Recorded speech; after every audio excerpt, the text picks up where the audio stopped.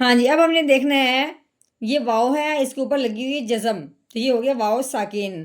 واؤ ساکن ہو جہاں بھی، یہ جزم جب بھی واؤ کے اوپر آئے، واؤ ساکن ہو اور اس سے پہلے حرف کے اوپر آ جائے پیش، ٹھیک ہے؟ تو واؤ ساکن جب پڑھیں گے تو با واؤ ساکن کے ساتھ ملے گا، جب با واؤ پیش بو جب پڑھیں گے تو ساتھ ساتھ ہم نے ایک الف کے برابر لمبا کرنا ہے، کیونکہ ہر ساکن حرف جو ہوتا ہے وہ پچھلے والے کو اپنے ساتھ ملاتا ہے۔ اب ساکن واؤ ہے، یہ تو با واؤ کے ساتھ ملے گا ہی، لیکن پھر جو ایک الف کے برابر لمبا کرنا ہے، یہ قاعدہ کب جاری ہوا ہے؟ واؤ ساکن سے پہلے پیش آنے کی وجہ سے۔ کیسے؟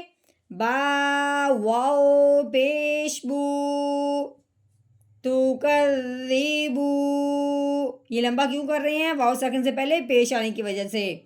تو کریبو، نون سا پردہ، تو کریبو